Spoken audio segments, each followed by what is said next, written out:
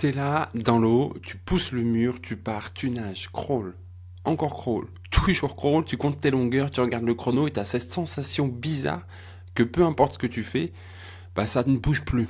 Ça stagne. Le temps stagne, les sensations, elles sont plates, elles sont pas agréables, t'es pas moins motivé, hein, mais t'es pas moins assidu non plus, mais il y a quelque chose qui coince. Et tu te demandes si c'est toi le problème. Mais en fait, c'est pas toi, c'est ta méthode. Bonjour et bienvenue dans Swim Smart, le podcast pour les nageurs adultes qui veulent progresser intelligemment. Moi c'est Théo, coach natation, et chaque épisode je te donne des outils concrets pour débloquer ta nage. Et aujourd'hui on va parler des nages hybrides. Et je vais te montrer pourquoi mélanger les nages, mélanger les façons de nager, ça va changer ton lien avec tes appuis, ta compréhension de l'eau et franchement ton plaisir à l'entraînement. Et reste bien jusqu'au bout parce que vers la fin de l'épisode, je vais te parler de certaines associations qui peuvent te faire du mal si tu les fais sans y réfléchir. Parce que non, tout ne se mélange pas comme ça, donc reste bien jusqu'au bout. Comme d'habitude, les notes de l'épisode sont dans la page sur mon site internet dédié à cet épisode, donc tu tapes sur ta barre de recherche swimsmart.fr/208 parce que c'est le 208e épisode de SwimSmart et tu trouveras tout et même bien plus encore. Et en parlant de bien plus encore, on est au début du mois de mars, donc demain, je mets à disposition les plans d'entraînement mensuels. Tu le sais, chaque mois, je mets 2 plans d'entraînement mensuels. Il y en a un ouvert à tous. Tu me donnes ton adresse mail pour rentrer dans la communauté SwimSmart et tu peux y accéder dans ton espace membre. Et un autre pour les abonnés premium où là tu as tous les outils pour individualiser, pour adapter ton entraînement en fonction de ton objectif, ta forme du jour, de ce que tu sais faire, de ce que tu aimes faire. Bref, pour avoir ton entraînement à toi et rien qu'à toi. Mais pour l'instant, on se plonge dans les nages hybrides. C'est parti.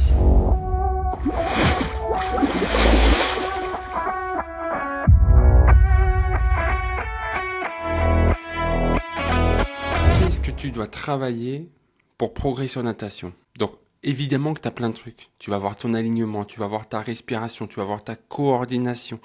Tu vas voir plein d'éléments qui sont nécessaires à progresser en natation. Mais celui qui va faire la différence, celui qui va te faire prendre du plaisir, qui va te faire progresser de façon constante et visible, ça va être tes appuis. Et les appuis, c'est le vrai sujet de la nage hybride. Parce que quand tu nages toujours la même nage, quand tu fais tout le temps les nages que tu sais faire, le crawl, la brasse, des fois le dos si tu arrives à avoir le rétroviseur quand tu nages.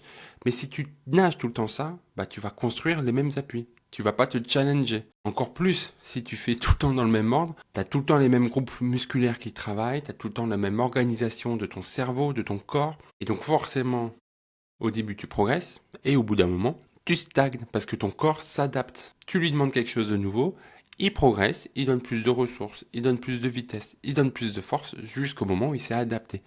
Et quand il s'adapte, ton corps, ton cerveau, il est comme toi, comme moi, et ben il est un peu fainéant, il va pas chercher plus. Et là tu vois que c'est pas une question de volonté, c'est pas toi qui veux plus progresser, c'est ton cerveau, ton corps, c'est de la physiologie, il va stagner. Et c'est justement là où mettre des nages hybrides, ça va permettre de casser ce schéma.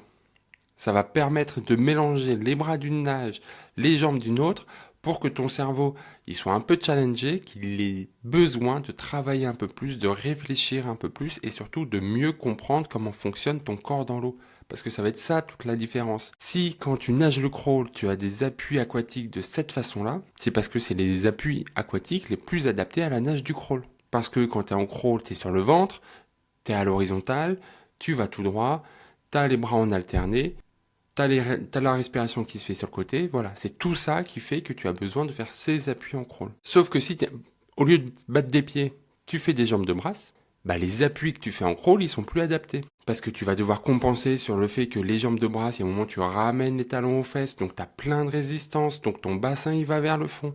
Tu as tous ces éléments qui sont perturbés, qui modifient le besoin en appui, et ton cerveau, petit à petit, il va devoir comprendre ça. Il va devoir s'adapter. Il va devoir ajuster les appuis. Et aussi bien en termes de trajet, qu'en termes de vitesse, qu'en termes d'intensité, qu'en termes d'amplitude, il y a tout qui change quand tu modifies un petit élément. Et donc, si tu arrives au fil du temps à adapter tes appuis en fonction de tes besoins, tu te doutes bien que quand tu vas te dire, tiens, je veux nager vite, tiens, je veux nager longtemps, tiens, je veux nager en crawl, tu vas être capable d'être encore plus efficace dans ta recherche d'appui, dans ta création d'appui, dans la transformation d'un appui aquatique en avancée. Et non seulement tu es plus efficace, mais en plus tu comprends comment l'eau fonctionne. Tu vas comprendre comment tu vas construire les choses. Tu vas comprendre que, en fonction de la position de ton bassin, tes appuis, tu vas devoir compenser. Tu vas comprendre que, tiens, quand tu sors la tête de l'eau en crawl pour pouvoir prendre de l'air, quand tu pivotes ta tête, tu vas comprendre que tes appuis doivent compenser ce déséquilibre. Et comme tu comprends, déjà, tu prends plus de plaisir parce que c'est plaisant de comprendre, mais en plus, tu vas pouvoir adapter tes nages codifiés, tes nages que tu connais et que tu fais à longueur de longueur. Ça se dit pas, mais à longueur de journée, à longueur d'entraînement, tu vas pouvoir adapter ça. Donc, tu vas pouvoir avoir le meilleur timing. Tu vas pouvoir avoir un meilleur trajet aquatique, une meilleure gestion de ta respiration parce que tu vas comprendre comment ça fonctionne. Et là, tu vas commencer à ressentir plus de choses. Non seulement tu vas ressentir plus de choses parce que tu as habitué ton corps, ton esprit, ton cerveau à varier les éléments. Tu sais, c'est un peu comme si tu manges toujours la même chose. Au bout d'un moment, ton palais, il trouve ça fade. Alors que si tu vas rajouter un autre élément, non seulement tu vas prendre plus de plaisir, mais en plus, tu vas mieux savourer, tu vas mieux comprendre ce que tu mangeais. Donc, tu es plus efficace, tu comprends mieux, et en plus, comme tu varies, forcément, ça, on va passer vite dessus parce que tu le comprends très vite. Si tu varies, tu prends plus de plaisir. On n'en parle pas souvent, mais c'est fondamental, ça. La monotonie, ça va tuer ta motivation, ça va tuer ton plaisir d'aller dans l'eau. Donc, intégrer des nages hybrides dans une séance, ça enlève cette monotonie. La natation, c'est chiant, c'est ce que tout le monde dit, c'est ce que tout le monde pense. Si tu passes ton temps à nager à la même vitesse, ça va être beaucoup plus chiant que si, des fois tu accélères et des fois tu ralentis. Et si, en plus de cette variable, tu rajoutes une variable de nage hybride, tu vas augmenter la variété, tu vas augmenter le plaisir, tu vas augmenter le côté ludique. Et donc, tu vas augmenter ton envie de revenir. Et tu le sais très bien, qu'est-ce qui se passe si tu reviens? C'est là où tu vas progresser. Et je l'ai déjà dit, mais je le répète, tout ce que tu vas travailler en nage hybride, tu vas le récupérer dans ta nage principale. Si, imaginons, pendant 10 minutes, tu comprends la position, tu travailles la position du bassin parce que tu es en bras de crawl et en ondulation, tu vas comprendre que, quand tu fais tel mouvement à tel timing, ça va t'aider ou au contraire, ça va être plus compliqué. Et le moment où tu es en crawl, ça va, les données, elles sont là encore. Tu vas pouvoir réinvestir. Donc immédiatement, tu as ta nage hybride, après tu fais ta nage complète, tu sens l'impact. Donc on a bien compris que c'est important que d'intégrer des nages hybrides, ça va te permettre d'augmenter ton plaisir à l'entraînement, d'augmenter ton efficacité d'appui, d'augmenter ta compréhension de la natation et de travailler d'une façon autre les ou la nage que tu vas devoir faire le jour J, le jour de ton objectif. Que ce soit une compétition, que ce soit un Ironman, que ce soit un triathlon, ou juste que ce soit ton défi personnel de nager 1 kilomètre sans t'arrêter. Donc tout ça, ça va te donner plus de billes, plus de compréhension, plus de motivation pour nager. Donc je pense qu'on peut dire que c'est important. Mais après, il ne faut pas le faire n'importe comment. Et comme dans tout, il va falloir que tu mettes un principe de progressivité. Que ce soit en termes de quantité, de volume dans ton entraînement, mais aussi en termes de complexité.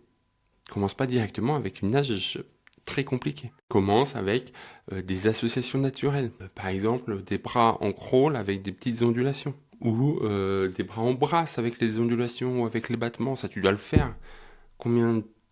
J'étais nageur. Le nombre de fois où pendant les longueurs de battement, j'ai essayé de mettre quelques cycles de bras pour essayer de gagner de la distance.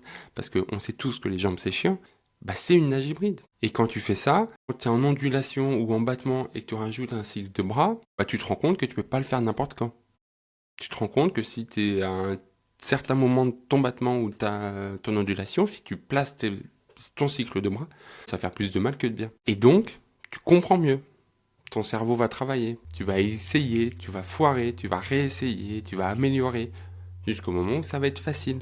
Ou facilement, tu vas te dire, tiens, quand je vais faire des bras en crawl, je sais à quel moment je dois placer le ciseau de brasse pour pouvoir être efficace. Et là déjà, jambes de brasse, bras de crawl, on est déjà dans le niveau 2. C'est vraiment des associations où on mélange vraiment. Niveau timing, c'est pas pareil. Niveau repère, c'est pas pareil. D'un côté, tu as les bras qui sont en alterné parce que tu es en crawl, de l'autre côté, tu as les jambes qui sont simultanées. Tu vois bien qu'on n'est plus dans la même structure de nage. Et là, ça demande un peu plus de conscience corporelle, ça demande un peu plus de coordination, de timing, de dissociation. Et si tu travailles ton timing, ta coordination et ta dissociation, tu comprends bien que tu travailles ton crawl. Parce que 9 fois sur 10, quand tu as du mal à prendre ton air, ou si au bout de 25 mètres tu es essoufflé, c'est parce que tu as un problème de timing de respiration. Si quand tu tournes la tête pour prendre de l'air, tu as tout le bassin qui tourne et tu n'es plus du tout aligné, c'est que tu as un problème qu'il faut retravailler, dissociation tête-tronc, qui est indispensable pour pouvoir prendre de l'air facilement. Donc tous ces éléments sur lesquels tu travailles, ça va te permettre de progresser en crawl. Et ensuite, le niveau 3, bah là tu t'amuses. Là tu fais ce que tu veux, tu changes tout, il n'y a plus de règles. Donc tu te dis, tiens, je vais nager en crawl. Et c'est là où tu peux aller écouter l'épisode que j'ai fait avec Alain qui est sorti mercredi. Alain, pour ceux qui n'ont pas écouté encore l'épisode, il a une maladie qui fait que les nages codifiées, il ne peut pas les nager. C'est pas possible. Mais pourtant, il aime la nager. Donc qu'est-ce qu'il a fait? Il a inventé une règle. Il a inventé une nage qui lui fait du bien. Donc il nage à reculons, sur le ventre, les deux bras simultanés. En fait, c'est une nage hybride. C'est sa nage à lui. Et donc, à ton tour de te dire, tiens, là, je vais nager un crawl, mais à reculons. Donc, les règles du crawl, c'est quoi? C'est les bras en alterné, réparation sur le côté et sur le ventre. C'est ça le crawl. Sauf que cette fois, tu vas avancer par les pieds. Et donc là, c'est le niveau expert. T'as ton cerveau qui va penser à des trucs, tu vas comprendre les appuis, tu vas comprendre ton alignement, tu vas tout devoir travailler et tu verras tout de suite que quand tu vas repasser en crawl entre guillemets normal, tes sensations elles sont beaucoup plus claires, ta compréhension du crawl est beaucoup plus facile, de ton timing il est beaucoup plus facile, etc. etc. Donc commence doucement en termes de complexité et commence doucement en termes de volume. Voilà, on n'est pas là pour la performance. Au début, tu commences une longueur, deux longueurs, etc. Un exercice qui te plaît, puis après un nouveau, et puis après tu reviens. L'objectif, c'est pas de nager vite, on s'en fiche. L'objectif, c'est de ressentir. Donc tu mets de côté le chrono, tu mets de côté la comparaison, tu regardes pas les autres, c'est juste toi, l'eau et la natation.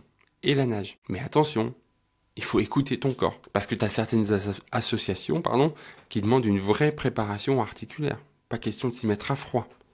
Tu fais d'abord ton échauffement et après tu t'y mets. Tu as certaines associations qui, il va falloir que tu bouscules un peu les règles établies pour pouvoir les faire. Imaginons que tu te dis, tiens, je vais faire les bras de brasse et des battements. Si tu restes dans l'idée que les bras de brasse, ils sont de cette façon, les battements, ils sont de telle façon en crawl, donc il faut que je fasse les deux à l'identique, bah là, tu vas te mettre le dos.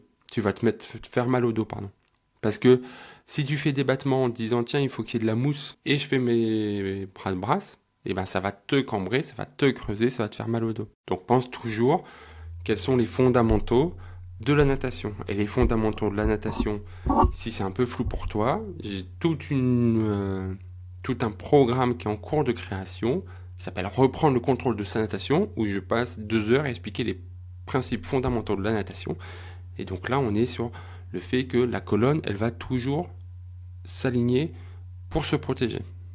Donc si tu es en bras de brasse avec une inspiration tête haute, le bassin, il va tomber. Il va aller vers le fond du bassin. Donc si tu veux absolument faire de la mousse avec tes pieds, ça ne sera pas possible. Tu vas te creuser, tu vas te cambrer. Donc fais attention à ça. Vas-y progressivement. Si tu sens qu'il y a quelque chose qui coince, c'est que tu vas à l'encontre d'un des problèmes fondamentaux. Et si ça t'intéresse, sur la page du site qui est dédiée à cet épisode, donc swimsmart.fr/208, tu as un entraînement complet sur comment découvrir cette nage hybride. C'est une séance découverte, on y va progressivement, on y va tranquille, histoire de commencer à s'amuser un petit peu avec tous ces changements. Parce que les nages hybrides, c'est pas un gadget, c'est un outil pédagogique puissant qui va forcer ton corps et ton cerveau à comprendre la natation autrement. Tu vas rajouter du ludique, tu vas rajouter du challenge, tu vas forcer tes adaptations que normalement tu n'aurais pas réfléchi. Et tout ça, ça va te permettre de mieux comprendre ton crawl et du coup d'être plus efficace quand tu vas nager les nages codifiées. Tout est en description, tout est sur la page internet swimsmart.fr/208. Bah voilà, je te remercie de ton écoute, t'hésites pas si ça te parle, si t'as appris quelque chose, si tu t'es dit tiens, ah oui, j'avais pas pensé à ça, à t'abonner au podcast pour pas louper le prochain épisode. Et le prochain épisode, qu'est-ce que c'est? C'est un interview avec Lucas. Et Lucas, il a créé ses plaquettes. Si tu fais du triathlon, si tu as un peu de matériel, il y a quand même 9 chances sur 10 que tu aies une paire de plaquettes. Et il faut savoir que les plaquettes, c'est le seul accessoire en natation qui, s'il est mal utilisé, va te blesser. Donc voilà, donc on a pris le temps de parler un petit peu de ça, de parler un petit peu des plaquettes. Donc abonne-toi pour pas louper ça.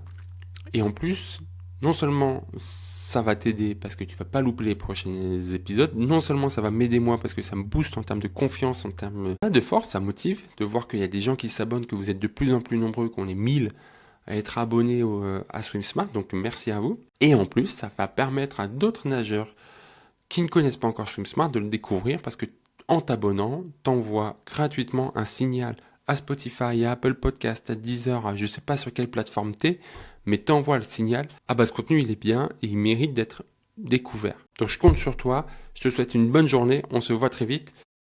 Petit rappel, dans la description, tu as la page de l'épisode, swimsmart.fr/208, là-bas tu trouveras le contenu que tu viens d'entendre un petit peu creusé sous une forme différente, tu trouveras l'entraînement pour découvrir la nage hybride. Et sur ton espace membre, dès demain, tu vas te trouver, sur swimsmart.fr, tu vas trouver les plans du mois de mars. Parce que ça y est, on est le samedi 7 mars. Et c'est un nouveau mois qui commence, un nouveau mois pour progresser. Je te souhaite une belle journée. Salut!